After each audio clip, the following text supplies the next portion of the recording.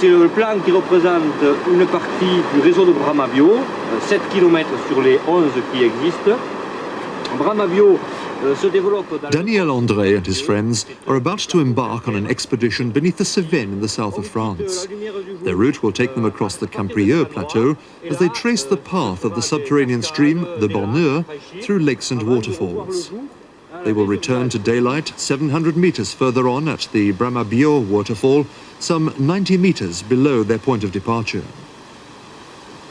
Throughout the course of the past hundreds of thousands of years, the narrow stream at the foot of the Mount Aiguille has carved a vast labyrinth of caves and tunnels from the rock, of which a mere 13 kilometers have been explored. It was the peasants of this remote mountain valley who named this natural spectacle the Brahma Bio, the roaring bull. In spring, when the great thaw sets in and the floor of the valley resonates to deafening thunder, the Brahma Bio lives up to its name. Brahma Bio is a popular destination for France's cavers. A classic in French speleology, the expedition recalls the first intrepid explorers to descend into the dark labyrinth some 100 years before. At their vanguard, the French lawyer Édouard Alfred Martel. Avant 1888, avant que Édouard Alfred Martel ne vienne s'intéresser à Brahma Bio, ici était le terminus de toutes les visites. Daniel reports that until 1888, the local inhabitants had never dared venture beyond a few meters into the mouth of the tunnel. This reluctance was rooted in their fear of the vast cavern, which loomed up before them and into which a whole river disappeared amidst a cloud of raging foam. Steeped in myth and superstition, the cave was regarded as the gateway to hell. When on the 27th of July 1888 the 29-year-old lawyer E.A. Martel arrived in Camprieux to fathom the depths of the cave, he was regarded as a lunatic by village inhabitants. But Martel remained undaunted. Supported by a team of assistants and friends, he succeeded in making the first through crossing during a dramatic two-day expedition.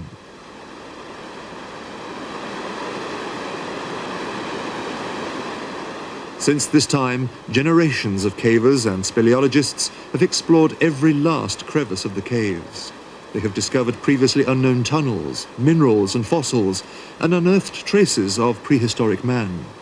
However, the most exciting tour is still the classic route taken by Martel himself. Pour nous, bien équipés avec des bottes, avec notre éclairage, bon, c'est imperméable. Daniel explains that the crossing no longer poses such a daunting challenge for today's cavers, equipped as they are with good illumination, waterproof overalls and sturdy footwear. A matter of half an hour, or a maximum of 3 hours at high water. In Martel's day, of course, things were very different. These early pioneers carried only candles which could be extinguished by the next draft of air. Several of Martel's team were even wearing clogs. It was a courageous venture as they were unaware of what lay before them. Perhaps a 50-meter deep waterfall, a huge subterranean lake, or raging torrents. On reaching the surface, the explorers headed straight for the local town hall to put their feet officially on record. Bearing the signature of Martel and 6 fellow participants, the document is regarded as the birth certificate of speleology in France. Cet acte-là est considéré comme l'état civil de la spéléologie française.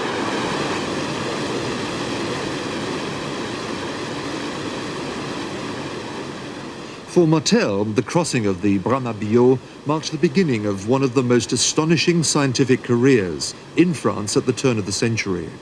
A career which even during his lifetime vanished into obscurity. Today the name Martel means little to most experts. However, Daniel André has been visiting archives and libraries in his quest for clues, working his way through mountains of letters, documents, photographs and papers. Emerging from his research is a figure who has captivated him ever since. C'est par la suite, quand j'ai vu l'importance de ses écrits, que c'est devenu pour moi un personnage de légende. Et tout ce qui touchait à Martel était pour moi un peu magique. Alors par exemple, là, j'ai sous les yeux... As I began to appreciate the significance of his work, Martel became something of a legendary figure for me. Everything about him seemed blessed with some magical quality. Take, for example, these fascinating travel diaries, which were lent to me a couple of days ago, in which Martel chronicles his first expeditions to this region in the years 1883, 1884 and 1885. 1884 et 1885. A summer's day in the Gorge du Tarn. The key observation points are overrun with tourists, flocking here in their thousands each year to marvel at the panoramic views of this stunning landscape. A veritable mecca for nature lovers, canoeists, anglers, ramblers and mountaineers. Located in the département of Lozère, the gorge is one of the main tourist centres in the south of France. When the Parisian tourist Édouard Alfred Martel first launched his American-built collapsible dinghy more than a century ago, he caused a huge sensation. Tourism had yet to conquer this remote region, and only the few initiated were able to navigate the long and difficult route into the gorge of the river Tarn and its tributaries. Immediately captivated by the magnificent scenery, Martel was perplexed by this.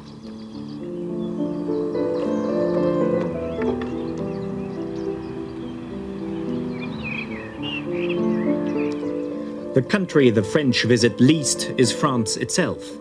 Here in the middle of France, in the heart of the Cévennes, travellers are still denied access to sites which must rank among the greatest natural wonders in the world. The valleys are as wide as they're long. The rock faces soar up vertically some 500 meters. The rocks are purple and the streams crystal clear. And the forests are not of trees, but of stone. Forests of natural obelisks carved out of the rock by the antediluvian floods.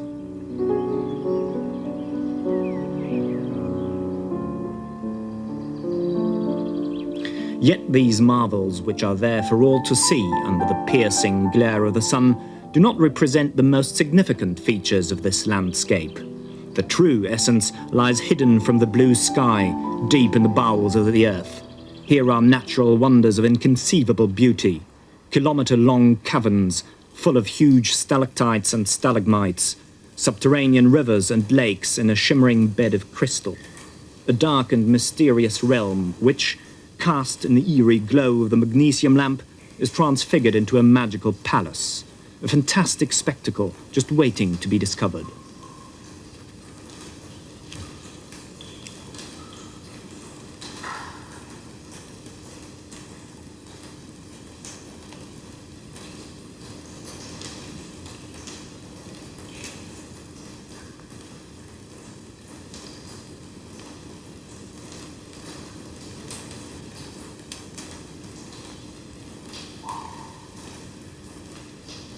Martel and his friends went on to explore these subterranean treasures. Just one day after their expedition to Bramabio, they chanced upon previously unknown channels in the recently discovered caves of Dagilon, full of shimmering dripstones. And they ensured that others could also benefit from their discoveries. As one of the first caves in France, Dagilon was opened for tourists in 1890.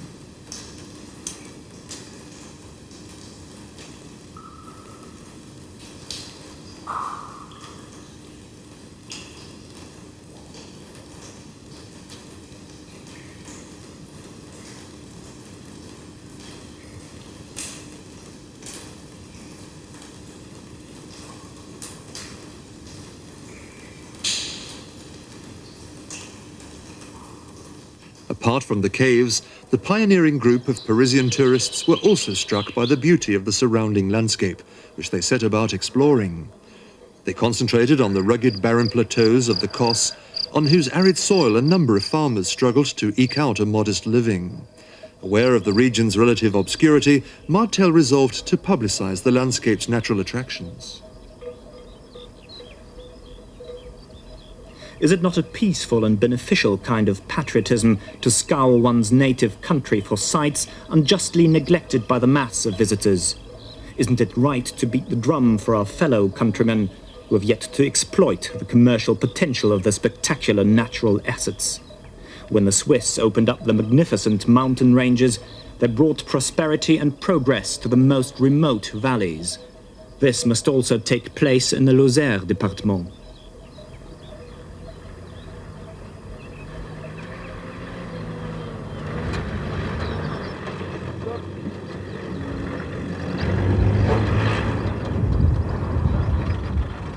Each weekend, Daniel André and his friends journey up to the Corse to explore the caves and tunnels embedded in the landscape, known locally as Avennes. They regard caving as a hobby, a sort of underground mountain climbing. A key motivation is the quest for adventure and the physical and sporting challenge. But their passion also has a scientific side, and they attach great importance to the careful recording and surveying of their discoveries.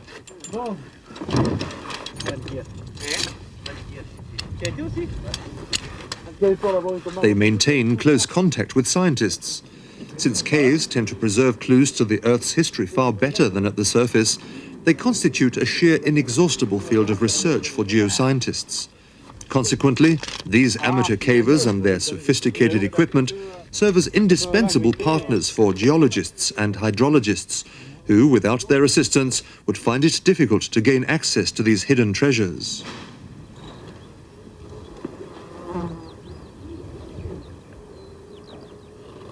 T'as vu la technique, Matt? Eh bien, parce qu'elle descend trop vite encore, j'ai pas pris de mousqueton.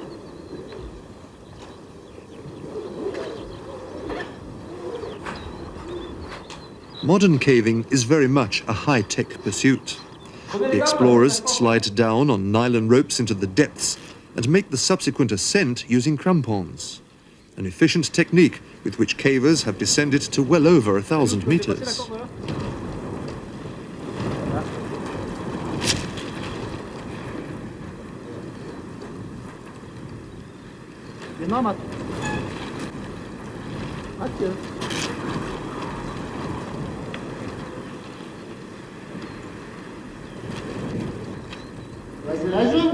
A century ago, most of these tunnels were still undiscovered. Relishing the exciting challenge they presented, Martel applied the latest technology of his day. Straddling a short pole suspended from ropes held by a group of strong men at the surface, he was lowered down a rope ladder. Via a telephone link, he transmitted his instructions to his assistants at the surface, who were recruited from the nearby village. And when, as frequently occurred, the telephone line broke down, communication was conducted by means of whistles and hunting horns.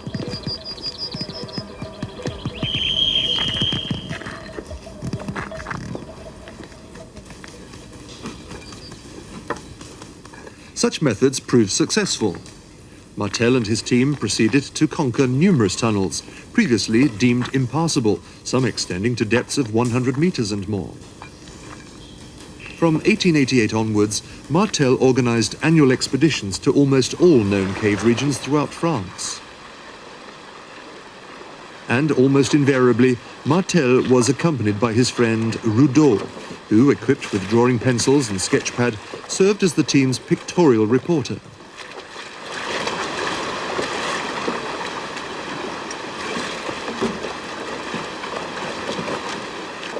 They looked upon themselves not as adventurers but as geographers, scientists on a mission to explore an unknown subterranean continent, as depicted by Jules Verne in his adventure novels.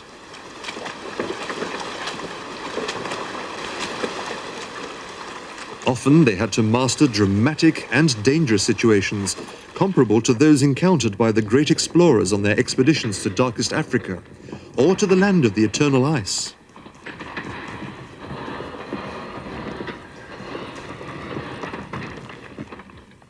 To mount his expeditions, Martel required a team of assistants, chief among them being Louis Armand. A village blacksmith and a skilled craftsman from Le Rosier, Armand soon became his indispensable factotum. Besides coordinating operations and the team, he was often the first to descend into the depths. Yet their relationship was more than merely professional.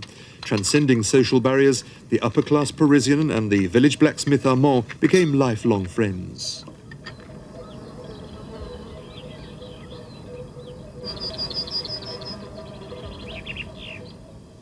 Not surprisingly, Martel's team was the main talking point among the communities of the isolated valleys they combed in their quest for caves. Gazing in astonishment as this motley crew hauled their tons of equipment up the mountains, many local peasants suspected they were members of a travelling circus. Yet their better-informed peers knew that this is the caravan belonging to the gentleman who travels in holes. Our equipment always attracted keen attention. When we had the misfortune to descend on a Sunday, whole villages would congregate around the entrance to the shaft and impede our activities. Admittedly, we also had to smile at the sight of the confusion of ropes, block and tackle, winches, ladders and lamps we seemed to spirit up the mountain slopes. Not to mention our surveying and photographic equipment, spare clothes, wine casks and provisions.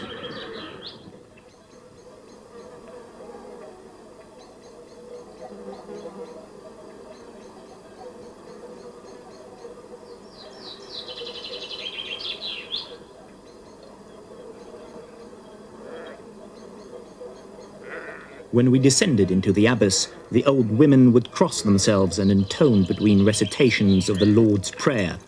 Doubtless you may be able to climb down, worthy gentlemen, but you'll never come up again. Or, alternately, madness has many forms. Often the peasants would inquire, do you need the plan of this hole to dig a similar one back home? And the genial priests who offered us accommodation in the absence of guest houses forced their blessings upon us.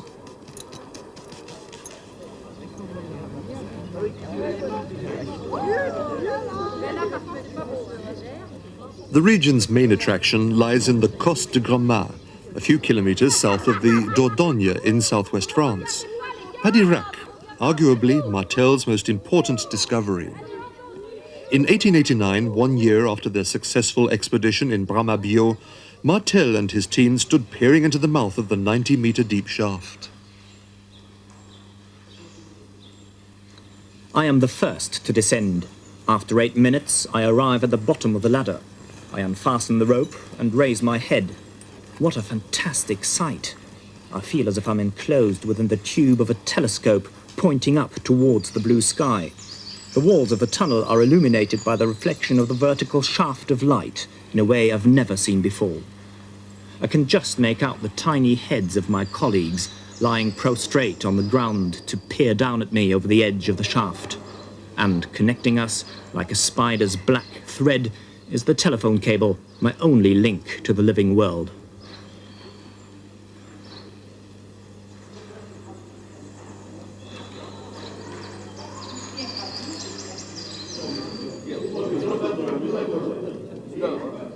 Nowadays, of course, the descent is nothing more than an underground stroll, well organized under video surveillance and the constant supervision of the ubiquitous cave guides.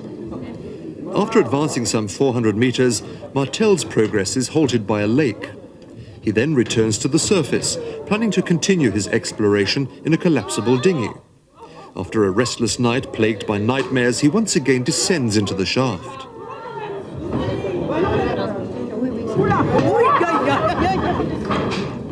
Today, an embarkation point for tourists, this marks the spot from which Martel and his cousin Goupillard cast off into the unknown on the 10th of July, 1889.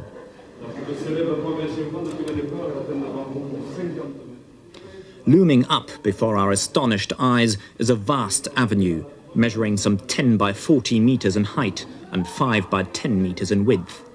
Impatiently, we advance into the unknown, expecting the cavern to end at the next corner, but the black emptiness continues. As far as the glow of our magnesium lamp carries, we can see no end to this magnificent gallery.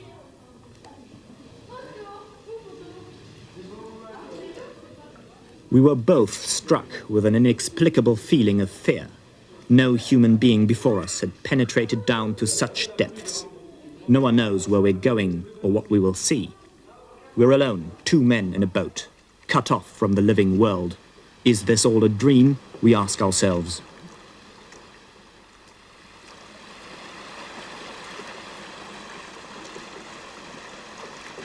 Our progress is continually impeded by dripstones. Every time we encounter these barriers, we have to lift the boat out of the water and carry it to the next basin. Altogether, during our expedition, we had to repeat this dangerous maneuver 34 times, clenching the candles between our teeth. Where will our journey end? Gradually, we begin to feel uneasy. We are drenched. Our supply of candles is nearly exhausted. We have to turn back. We're overcome with fatigue, and the obstacles facing us on our return journey are perhaps even more difficult to overcome. Actuellement, le gouffre est ouvert donc à partir du 1er avril jusqu'à mi-octobre. Et c'est plus de 400 000 visiteurs qui viennent annuellement visiter et découvrir ces merveilles naturelles, dont cette merveille qui est le gouffre de Padirac. Currently, the cave is open to the public from April the 1st until mid-October. Over 400,000 visitors come here each year. During the present season, we've taken on 30 guides for the boats and a further 15 for conducting the tours of the caverns. Altogether, we employ over 70 people. The caves are an important economic factor in this region, filling the local hotels and restaurants with tourists. People working here as boat guides, lift operators or cashiers are mainly farmers. The caves provide an additional source of income which enables them to sustain their farms. In this way, they are not forced to leave the region, which is already heavily underpopulated. Un apport supplémentaire qui leur permet de pouvoir rester et ne pas quitter et déserter nos campagnes qui, Dieu sait, ont bien besoin encore de population. Bien, mesdames et messieurs, ici au passage à droite, vous apercevez le buste de M. Martel, le premier explorateur de Padirac, qui a découvert cette rivière souterraine le 9 et 10 juillet en 1889. Et la visite au départ s'est fait... Immediately aware of the tremendous potential of his discovery, Martel set out to exploit Padirac commercially as a tourist attraction. He founded a stock company, secured financial backers, and formulated concepts for developing the caverns. By 1899, his plans had reached completion. Padirac opened its doors to the paying public, whose numbers have grown steadily from year to year. Martel also saw Padirac as the ideal opportunity to give up his dreary profession as a lawyer and dedicate his life to his one enduring passion. Martel became the world's first professional speleologist.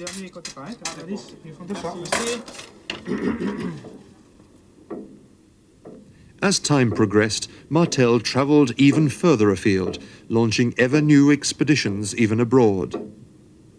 Austria, Belgium, Greece.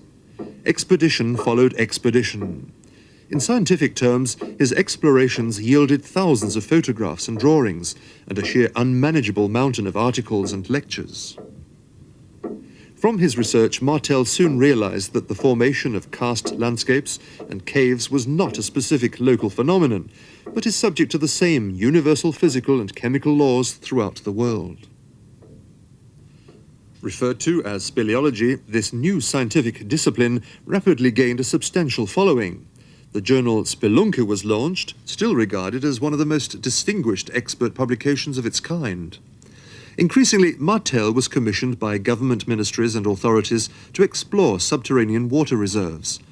He served as a consultant to the Greek government in the planning of irrigation projects and traversed the Caucasus on a commission from Russia's Ministry of Agriculture. His accounts from the underworld were well received in the salons of Paris at the turn of the century, where Martel soon became a scientific celebrity as the conqueror of the deep, l'homme des gouffres. The scientific community was gripped by a wave of cave mania, and speleology was accorded due significance at the 1900 World Exhibition in Paris, with a selection of Martel's prized exhibits. Martel's books, notably Les Cévennes and Les Abîmes, became bestsellers and essential for any well-stocked library. Today they're treasured collector's items, fetching astronomical prices on the antique market.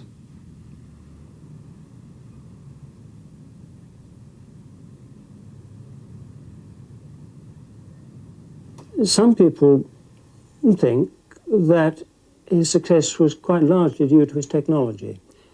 Well, he did have good technology. He took advantage of it. But I personally don't think that was the main reason.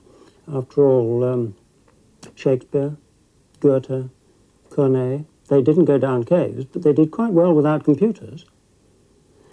There was the other big change in speleology, which he quite consciously caused, and that was to make it an international study.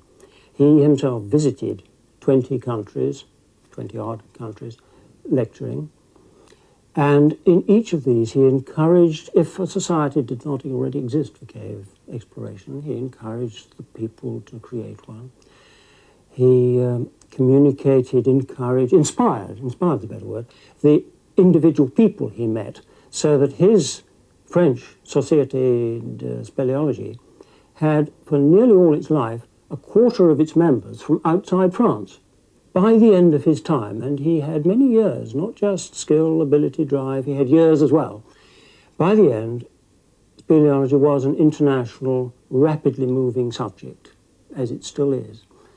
So 80 years ago, it was set on these rails. He was, quite correctly, therefore, the father of modern speleology.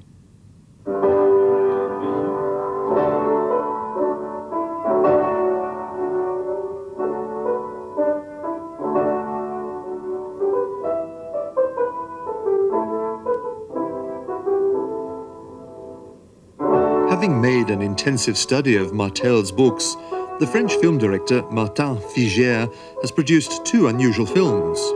In Les Bouches de l'Enfer, he depicts Martel's exploration of the Abîme de Rabanel, at the time the world's deepest tunnel.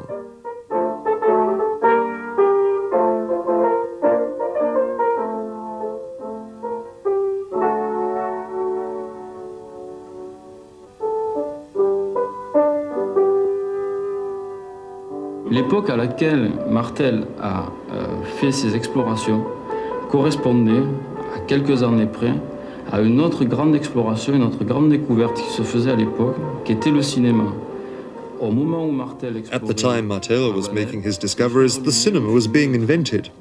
Consequently, I shot the film as if the Lumière brothers were there in person, filming Martel's exploration of Rabanel. De la mise en scène, de la réalisation, de réaliser ce film comme si les frères Lumière avaient été sur place à Rabanel et avaient filmé l'exploration de Martel dans Rabanel. Bon, on avait une équipe quand même qui était importante, puisque Martel, lorsqu'il a fait cette exploration, a eu besoin de beaucoup de monde, a eu besoin d'aide de gens qui sont venus porter des poutres, des gros rouleaux. We were a large team because at the time Martel also required a lot of people to assist him on his expeditions, to carry the beams and the heavy coils of rope, for example. As we were anxious to create an exact reconstruction, this meant hiring a lot of extras. The worst moment was when we were shooting at the edge of the 130-meter deep tunnel. Altogether, including the 30 actors and the film crew, there were about 45 people milling around the mouth of the shaft, and I was constantly worried that someone would fall in. Doubtless Martel must have experienced something similar on his expedition. Ce souci en permanence.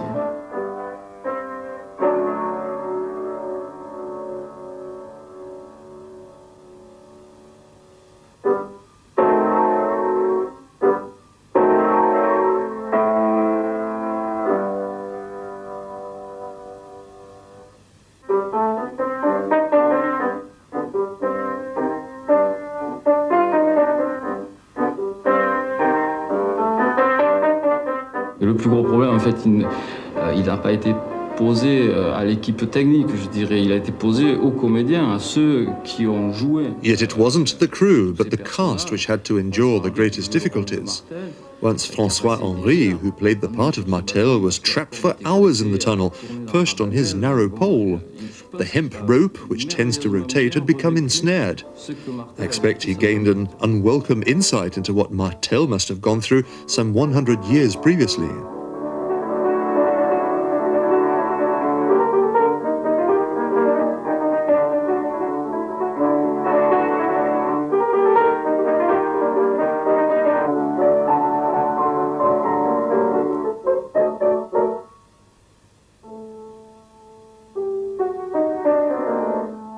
Ce qui m'a fasciné dans le personnage de Martel. The most fascinating thing about Martel is that he was a great explorer.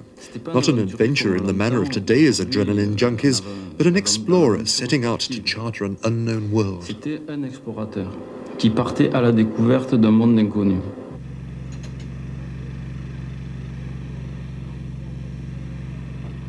Every August, this pasture in the Yorkshire Dales in the north of England is transformed into a camping site as hundreds of visitors swarm up the slopes of Ingleborough to reenact an historical event.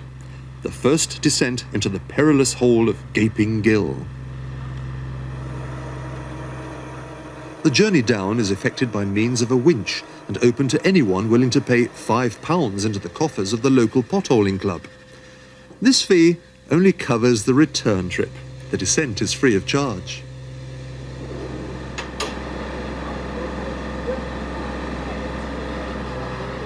Into this 100-metre deep hole gushes a waterfall. Perched on a narrow seat, the intrepid visitor is lowered rapidly downwards through the clouds of spray and into the vast subterranean vault, the largest such cavern in the British Isles.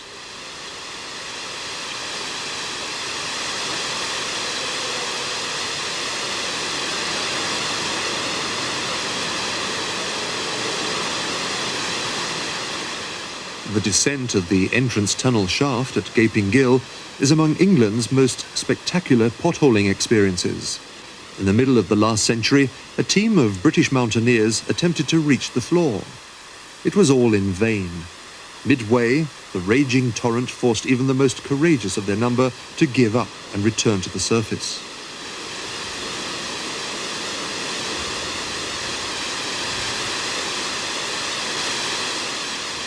Prior to his travels through England and Ireland in 1895, Martel had already read extensively about this allegedly invincible abyss and had taken the precaution of packing ropes and ladders.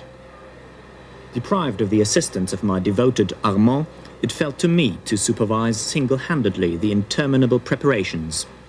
I had the opportunity to appreciate the virtues of the phlegmatic British character. Despite their obvious keen interest, the spectators exercised the utmost restraint.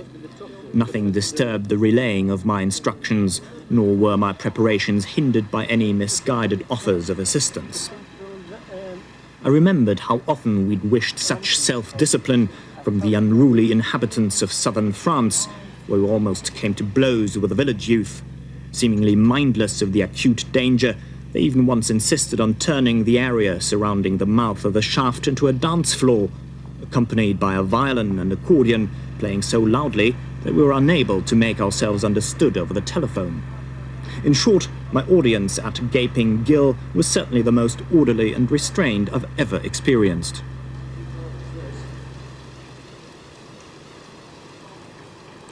Although the descent on the automatic winch is exciting enough for the average tourist, the true potholer abseiles down a 12mm thick rope suspended some 100 meters above the floor, just as Martel had done himself. The first 20 meters go remarkably well. The rope is inclined gently towards the wall. I only have to let myself slide down. The waterfall is about 1.5 meters to my left, drenching me with its spray, but the jet of water does not hinder my progress. Then I submerge into the waterfall. The water's cold, and despite my being well buttoned up at the collar, runs down the back of my neck, sending shivers down my spine. I congratulate myself on having taken the precaution of wearing boots with holes which allow the water to escape. Contrary to my fears, I'm not benumbed by the shock of the cold water cascading onto my head. At a depth of 40 meters, my progress is suddenly halted. Hello, hello, what's the matter? The rope has become ensnared in a crevice. We'll need 5 minutes to free it. That's too long. I'm suspended in the middle of a waterfall, and it's not exactly warm in here. Hurry up! Despite my protests and lamentations, the minutes pass slowly as the torrent of water draws me into the folds of a swirling mantle.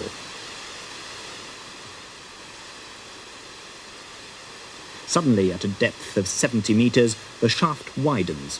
The walls spread out abruptly at a perpendicular angle and are transformed into a horizontal ceiling which vanishes into the pitch darkness. I'm entering a huge cavern, stretching away into the blackness much further than the eye can see. At 1:45 p.m. I finally reach the floor of the shaft. The descent has taken 23 minutes. Besides hitting the headlines in the British press, Martel's discovery also caused consternation among the nation's mountaineers and cavers. It must have come as a very great shock to them to find they'd been beaten to it by a Frenchman without them knowing he was coming over here. Immediately after his descent, they made their own preparations for a descent, and after one attempt which didn't reach the bottom, they themselves reached the bottom a year later. But their exploration of other potholes and shafts, both on Ingleborough and in other parts of Yorkshire, escalated, and it gave them the kick they needed to regard it as a serious thing to do, rather than just perhaps every now and then, okay, we'll go down this hole.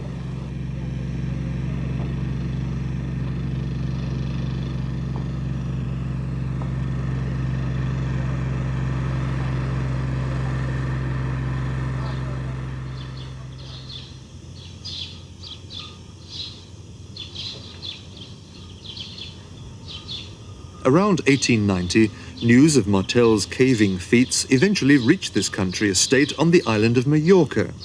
Having left his far-off native city of Vienna, Archduke Ludwig Salvator, the cousin of the Austrian Emperor Franz Joseph, had created his own world here. As the biographers were later to relate, the black sheep of the Habsburg dynasty resided here in rather chaotic domestic circumstances and devoted himself to the study of geography.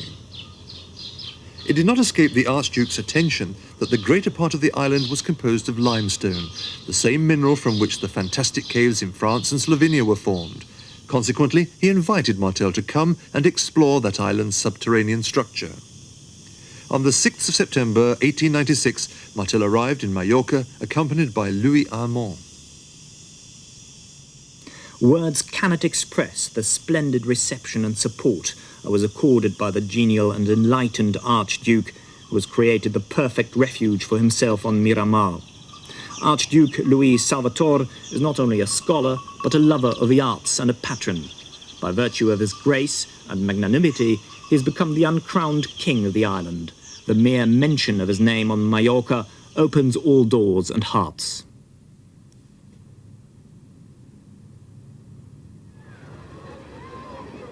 Martel's first destination was Porto Cristo, a small port on the east coast of the island.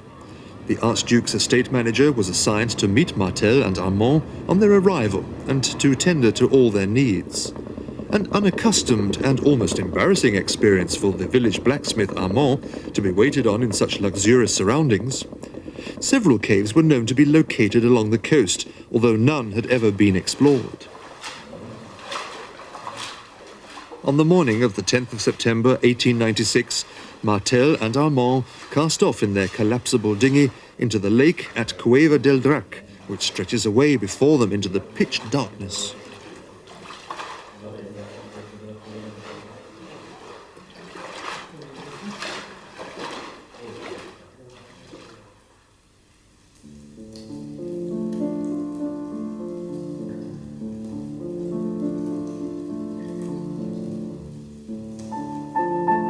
Thousands, if not millions, of tightly clustered stalactites hang down like long diamond teardrops.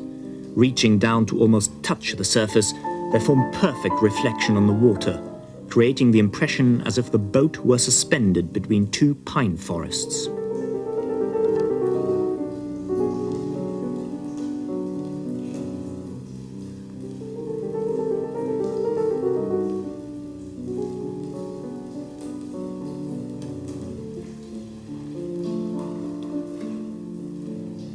Some of the columns evoke images of subterranean Indian temples, full of elephant trunks and ears.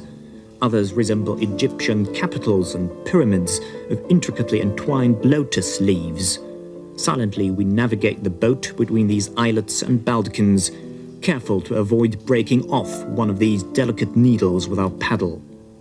So transfixed and captivated were we that not even the appearance of a water nymph wearing a gown of foam could have surprised us anymore.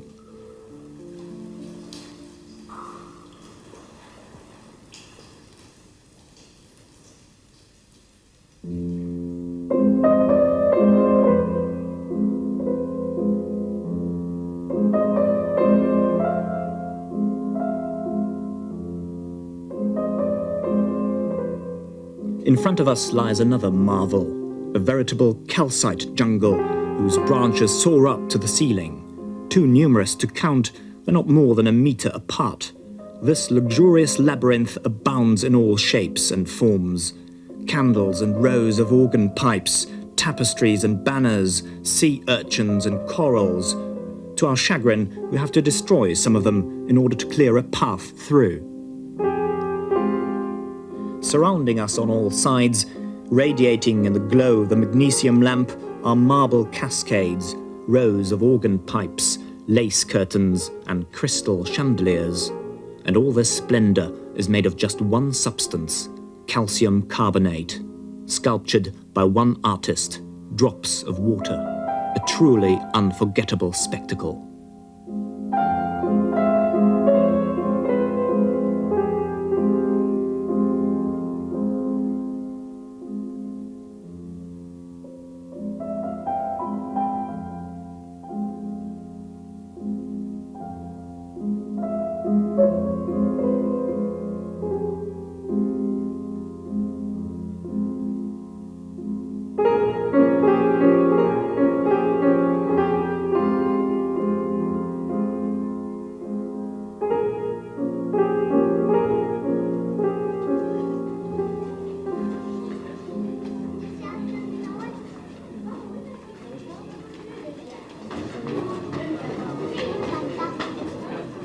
Nowadays, Martel's discovery is a key destination for hundreds of thousands of tourists each year. The tour operator's dream, the excursion appeals to all age groups, in all weathers. And nowhere has Martel's idea of opening up nature's hidden treasures to the general public been more successfully realized than here. However, the practical applications of Martel's exploration were not just restricted to tourism. Besançon, 1905. The population is blighted by yet another typhoid epidemic, which claims over 100 lives. As in the past, the fresh outbreak unleashes a controversial scientific debate. Émile Fournier, a university lecturer who, under Martel's influence, had begun to make a study of the geological features and caves in the Jura, had little doubt as to the cause. The disease stemmed from the Source de l'Arcière, a large karst spring which was tapped by the municipal water authorities to supply Besançon. The town's experts dismissed his theory. Reaffirming their confidence in the spring's purity, they maintained that the water was filtered efficiently underground, and any germs which may be present did not represent a public health risk. This argument was naturally supported by the town's financial administrators, concerned that any concession to Fournier would necessitate costly new investment. But Fournier is undeterred. Based on the findings of Martel's own research, he's able to prove that domestic sewage from several thousand people and silage from countless livestock farms flow into this supposedly clean spring. This stream disappears underground approximately 1 kilometre away. By applying some dye to the murky water, Fournier established that there was a direct link to the Source de l'Arcière, clearly refuting claims of a natural underground water filter. One of the most important consequences of our work is the discovery that the subterranean course of water has important implications for public hygiene and health. I'm referring to the all too frequent contamination of springs and wells, and to the resulting outbreaks of epidemics and disease. This knowledge is new and hadn't even been considered back in 1890. Prompted by Martel's research findings, the French Parliament passed new legislation in 1900 prohibiting the misuse of caves and holes as rubbish dumps, and the Martel law is still in force today.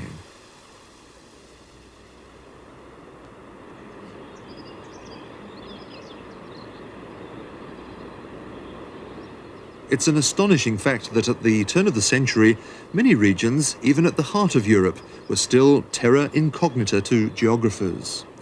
At this time, the Gorge du Verdon, the largest gorge in Europe, had probably only been entered by a handful of local peasants and hunters.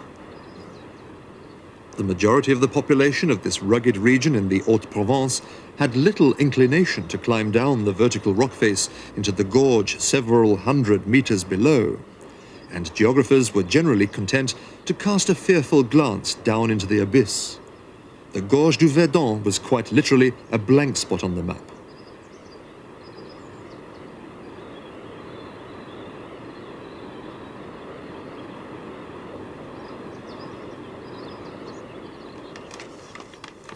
Commissioned by the French Ministry of Agriculture, Martel travelled to the region in 1905.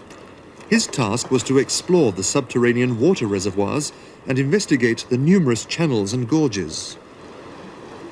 Accompanied by Louis Armand and a group of friends and assistants, Martel set sail in 3 collapsible boats on the 11th of August 1905 on his voyage into the unknown.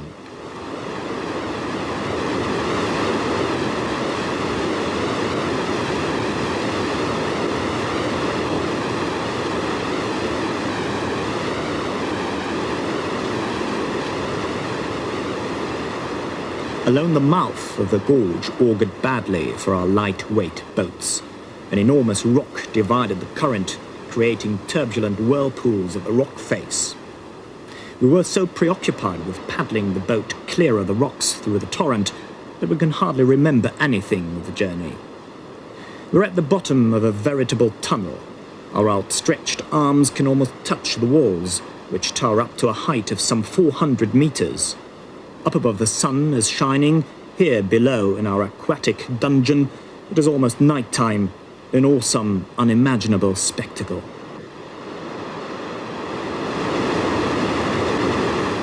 One boat has capsized, the second run aground, and the third sprung a leak. One camera is wet, the ropes are lost. We take an involuntary swim. More than once we have to secure our ropes on clamps to avoid falling into a water hole, from which no one would have come out alive. The beauty of the canyon is unparalleled. Utterly exhausted, we can only gaze in astonishment.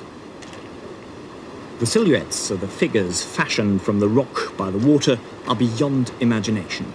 The flood of sensations assaulting our senses is overwhelming.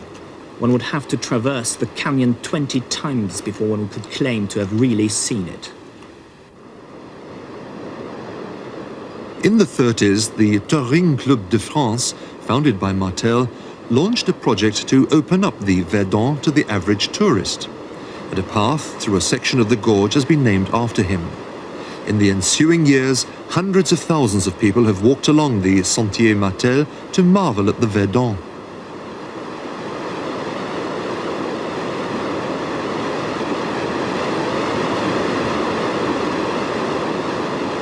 Today, the gorge is the destination for growing numbers of tourists seeking adventure and excitement. Mother Nature is an adventure park for whitewater swimmers, kayak enthusiasts and free climbers, set against a massive, imposing backdrop.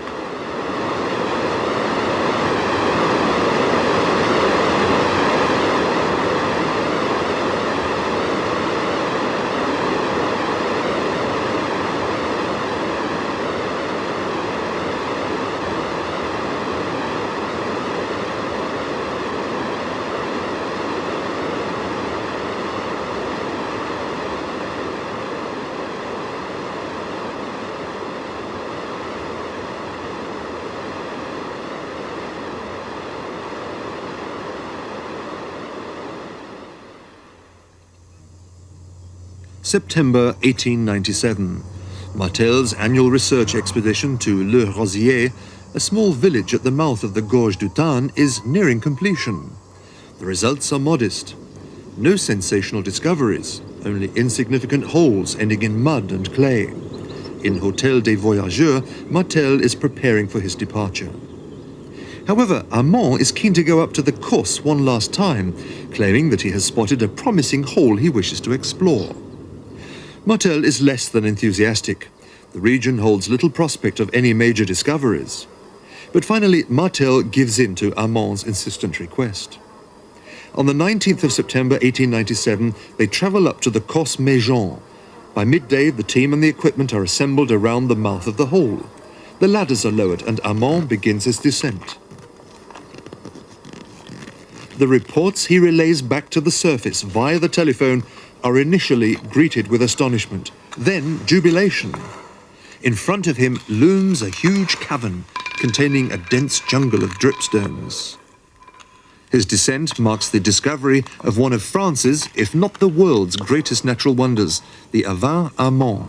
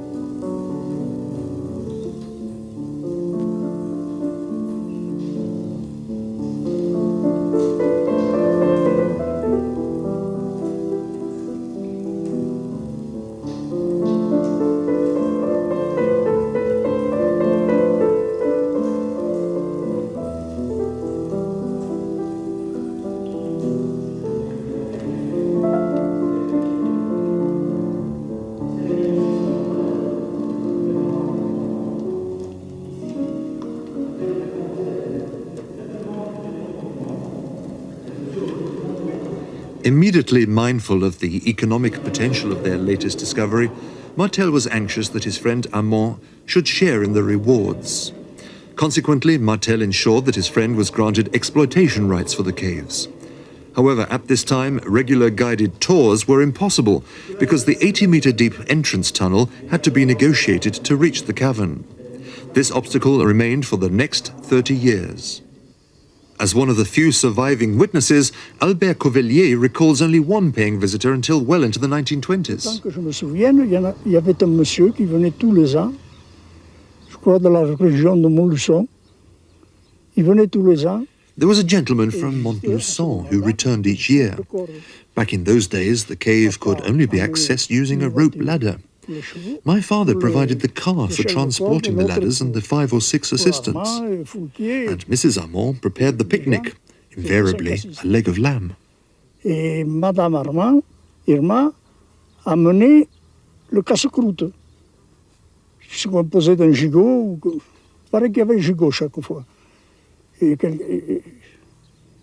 à cet effet, the gentleman paid an all-inclusive fee of 100 francs, which was a lot of money in those days. 100 francs à l'époque, c'était énorme. By 1927, the work was completed. With a man-made entrance and equipped with electric lighting, the Havin Armand was officially open to the public. Yet this came too late for its discoverer, Louis Armand, to see it. He died a few years before. Martel remained loyal to the course until his death in 1938, descending once more into the cave, even at an advanced age. Il rassemblait les guides, il disait les guides à moi, ma lampe acétylène. Alors les guides remplissent. He called together the cave guides and asked for a carbide lamp. He said, I want to visit my children, so when I reach the cave, turn off the lights. And then he wandered around in the dark with his carbide lamp and was happy. Alors il se promenait avec sa lampe là-bas, heureux. Following the opening of the caves, Martel had the rare pleasure of attending the unveiling of a monument erected in his honor, a region's mark of gratitude for a man who had boosted tourism and the local economy through his discoveries. Martel's partner Armand is also accorded his rightful place on the monument. Now largely ignored, the memorial is still standing in the village of Le Rosier. But just as his fame soon vanished into the dusty archives, his enthusiasm for his beloved caves lives on. One must experience firsthand the exhilaration and excitement of underground exploration to understand its fascination, to comprehend the joy of discovery, the yearning for the unknown. These are the vivid and unique impressions which remain etched upon one's memory.